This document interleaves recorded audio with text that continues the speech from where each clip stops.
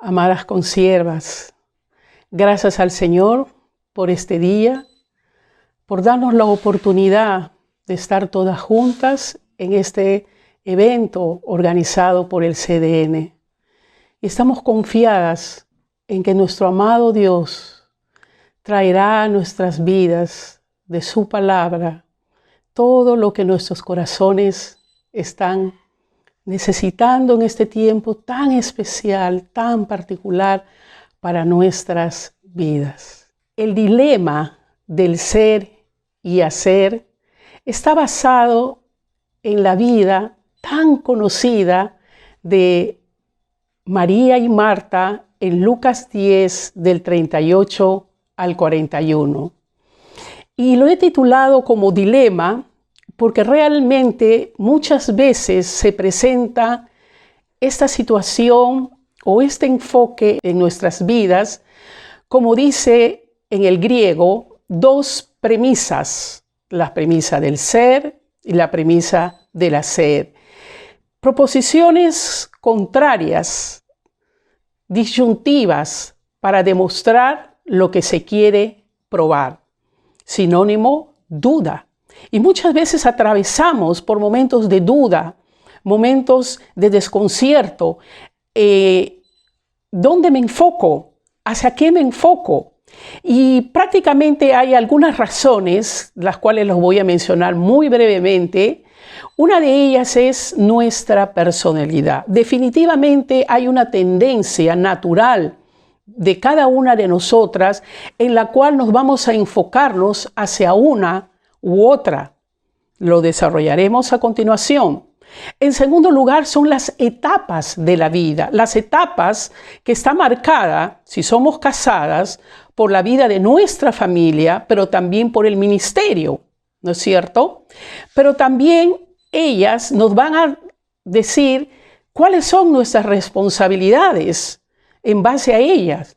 Y muchas veces lo importante, ¿no es cierto?, queda de lado por lo urgente, porque nos vemos realmente en una condición tal que nos enfocamos en una, dejando de lado otra, y lo que realmente debemos hacer es priorizar.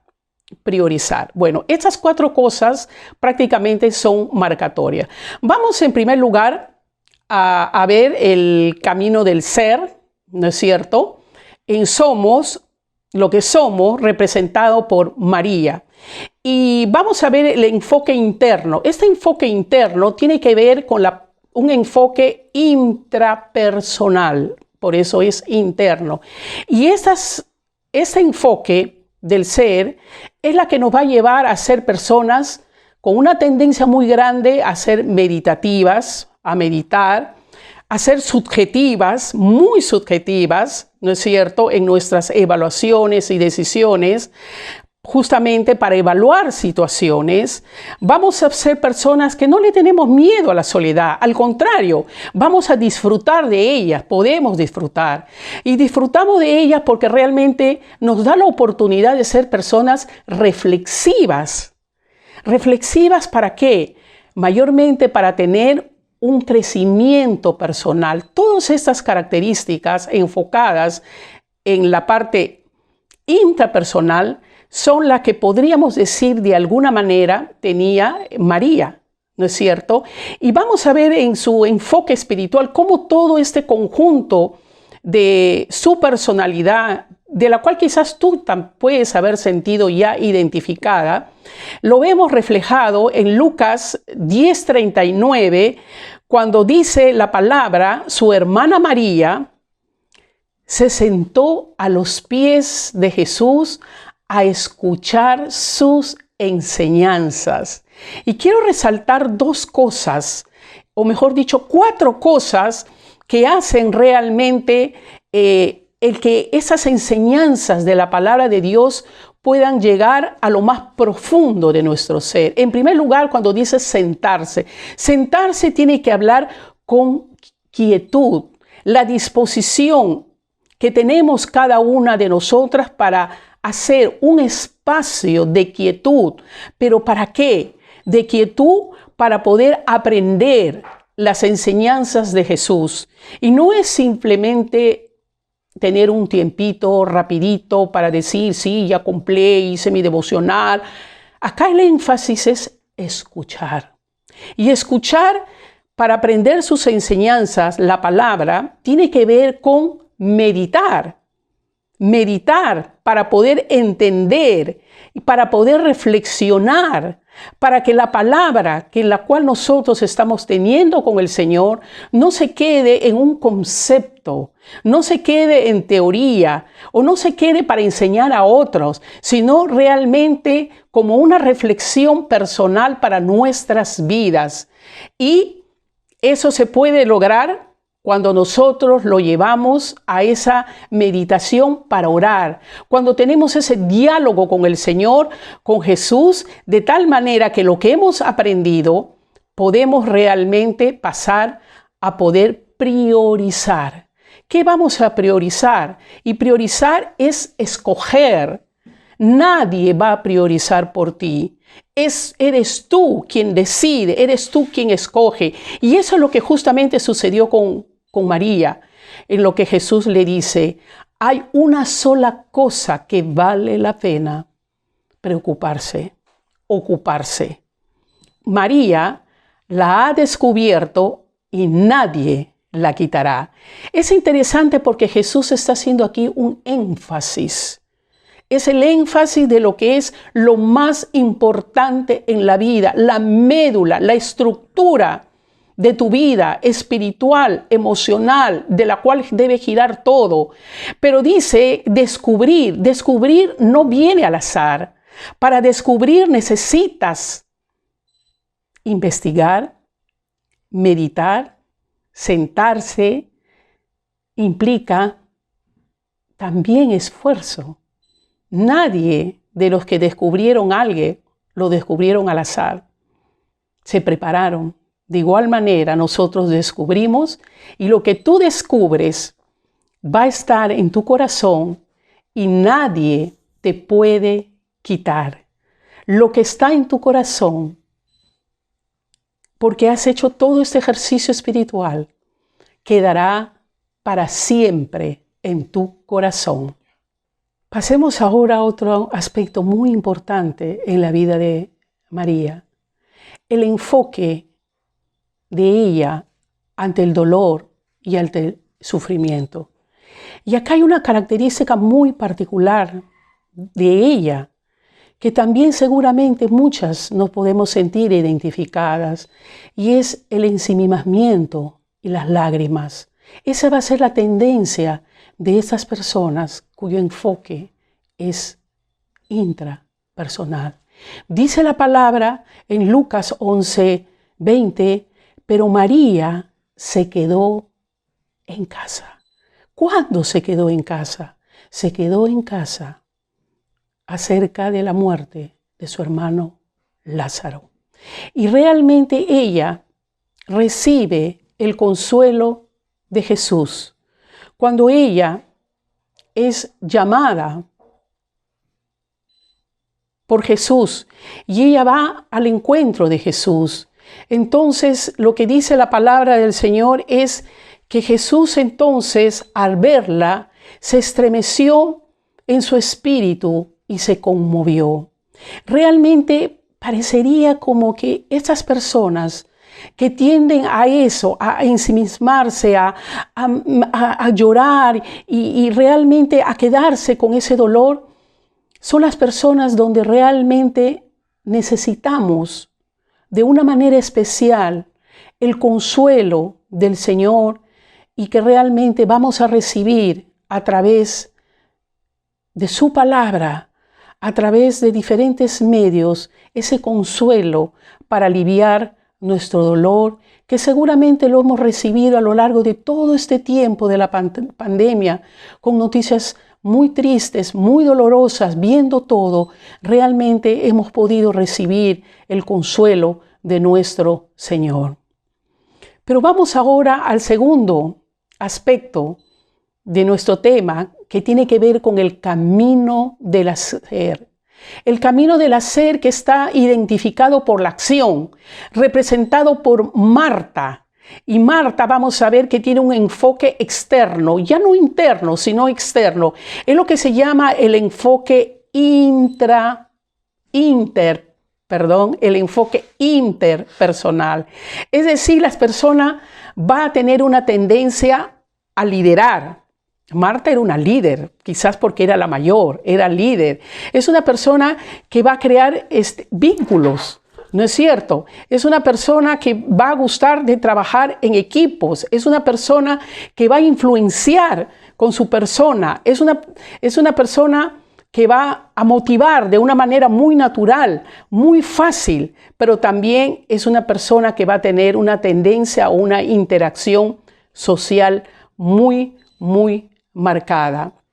Veamos cuál es el enfoque espiritual de Marta. Muchas veces se confunde y se cree que Marta no tenía un enfoque espiritual y que era una mujer de dar, de acción. Pero no, vamos a ver que ella, su enfoque espiritual lo encontramos justamente en la escritura cuando dice, una mujer llamada Marta lo recibió en su casa. Pero Marta dice, se preocupaba con muchos quehaceres.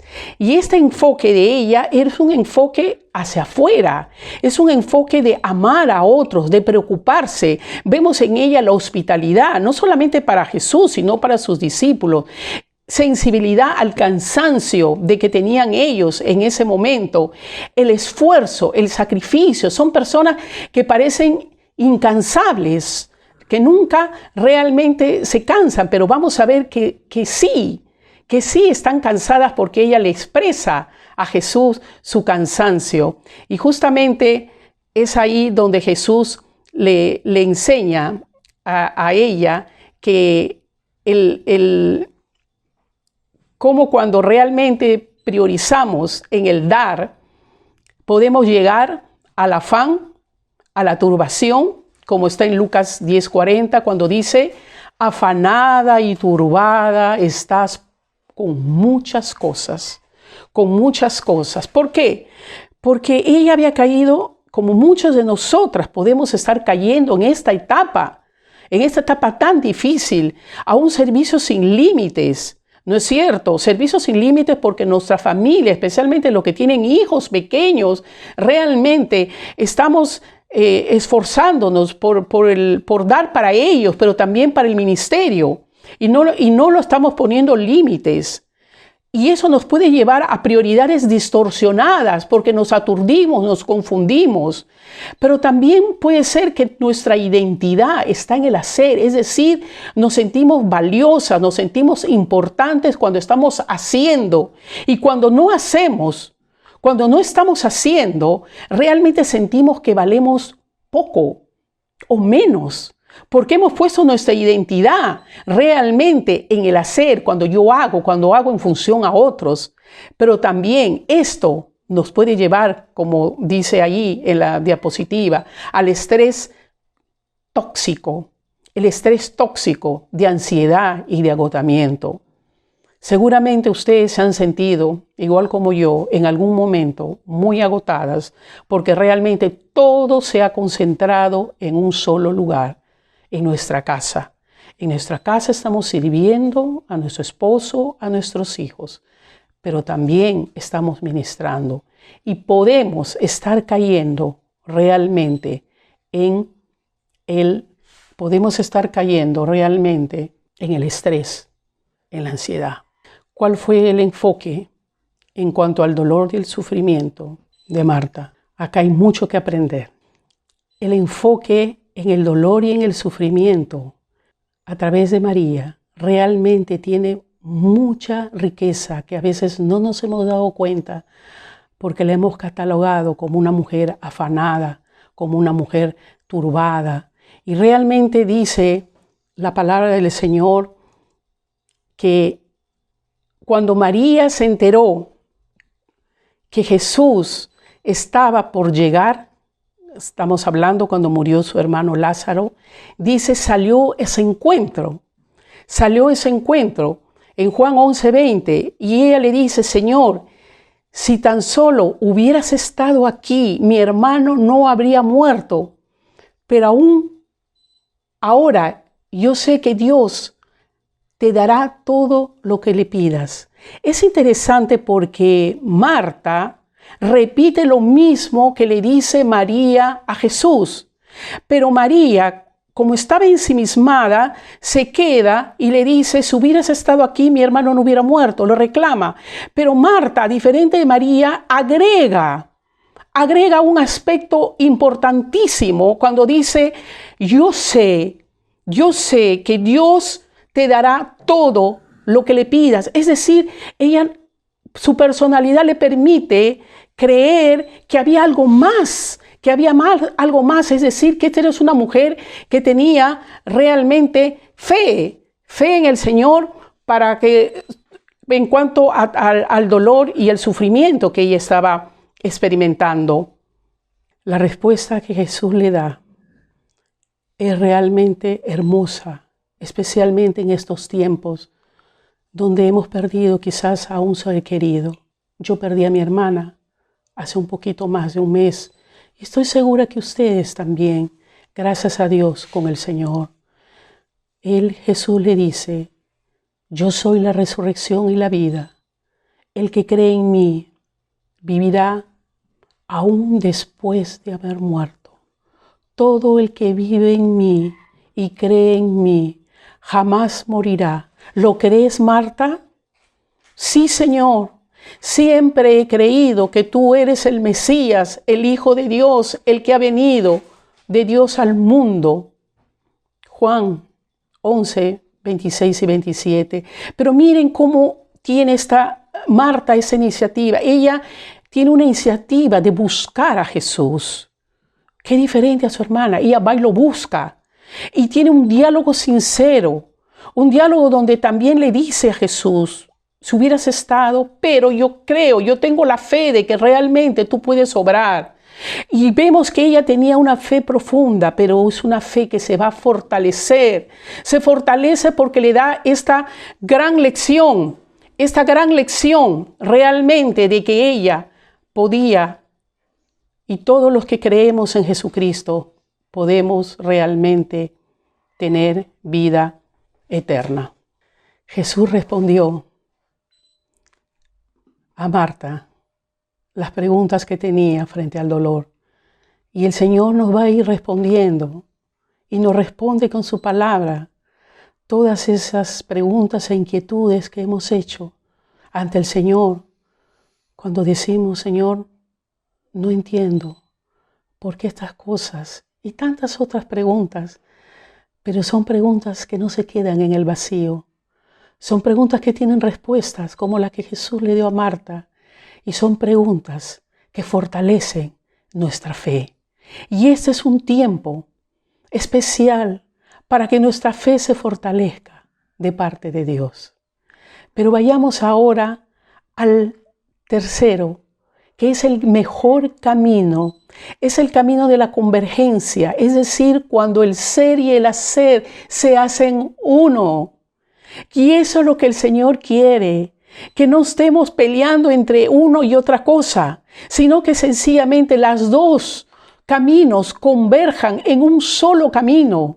Y ese camino de la convergencia es el enfoque de la madurez o el camino de la madurez. Es el camino cuando nosotros tenemos un yo equilibrado, un yo realmente donde encontramos una identidad única, donde sabemos quiénes somos ante el Señor y ante sus ojos, y no estamos en función a las demás personas, en que realmente qué piensa, qué dicen, si haré o no haré, sino realmente estamos enfocados en esa identidad.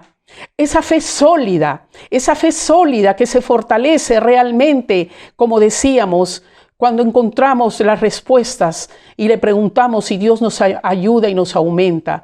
Cuando nuestras emociones son controladas, porque claro, ha habido tristeza, ha habido dolor, ha habido lágrimas, ha habido preguntas, ha habido ira, ha habido frustración, pero no nos hemos quedado en esa, sino sencillamente el Señor, con su gracia y su misericordia, nos ha permitido a ponerle límite a nuestras emociones, pero también límite a nuestro hacer, para que realmente con un análisis delicado podamos decir, no, acá me estoy yendo por donde no debo, estoy exagerando, necesito ordenar y organizarme, necesito mayor tiempo de reflexión, de meditación, y eso se logra cuando tenemos esa comunión creciente. No arranques tu día si no tienes una comunión con el Señor, porque es la única garantía que tú tienes para que salgas adelante, no solamente ahora en este tiempo difícil, sino todos los días de nuestra vida. No comiences que tu primer pensamiento, que tu primera emoción, tu primer diálogo, tu primer contacto sea con tu amado Señor, para que puedas ir creciendo en una comunión. Y sobre eso entonces te vas a enfocar en un servicio a los demás, un servicio que tiene una prioridad, en primer lugar tu familia y en segundo lugar el ministerio y la iglesia. No nos confundamos, y eso es posible cuando realmente nuestro yo está equilibrado. Gracias al Señor por esa oportunidad que nos da de poder seguir creciendo. ¿Y cuál va a ser el enfoque? El enfoque en este camino, el enfoque de vida es el amor. Hemos sido creados para amar. Todo nuestro ser está programado para amar. Y la pregunta que debe salir en este momento es, ¿cómo puedo yo conocer mejor a Dios y servir al prójimo? ¿Te das cuenta cómo convergen las dos cosas? ¿Cómo convergen el ser y el hacer? Convergen en esta pregunta. Realmente me encanta esta frase que dice, nos convertimos en lo que amamos.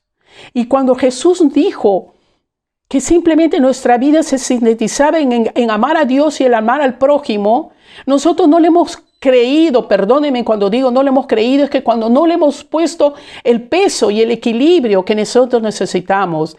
El amor a Dios y el amor al prójimo nos da forma. ¿Cuál es tu forma? Y permíteme hacer un acróstico de la palabra forma. F es fe. F es fe y tendrás una forma de fe, una fe creciente. O de obediencia. O de obediencia. R de respeto. M de morir, del morir al yo. Y A del amor ágape. Y ese es un círculo que empieza a girar y que cuando estamos en el amor ágape, como es interminable, pasamos nuevamente a una fe que se va fortaleciendo, igualmente a una obediencia más pura y más genuina, a un respeto a Dios, a nuestro prójimo, a nuestro esposo, a nuestros hijos, y así vamos a ir realmente fortaleciendo y muriendo cada día el yo, y pasamos al ágape y seguimos en este círculo precioso que no tiene fin, que no tiene techo, donde realmente el Señor nos permite seguir creciendo. Quiero terminar haciéndote estas dos preguntas para reflexionar. Quiero concluir con este pasaje de Deuteronomio 30, 19 al 20, que dice, ay, si eligieras la vida. Ay, como un gemido que Dios hace. Elige la vida para que tú y tus descendientes puedan vivir. Puedes elegir esa opción al amar, al obedecer y al comprometerte firmemente con el Señor, tu Dios. Esa es la clave para tu vida. Este es el camino. Escoge el mejor camino para tu vida. Gracias. Que el Señor nos bendiga.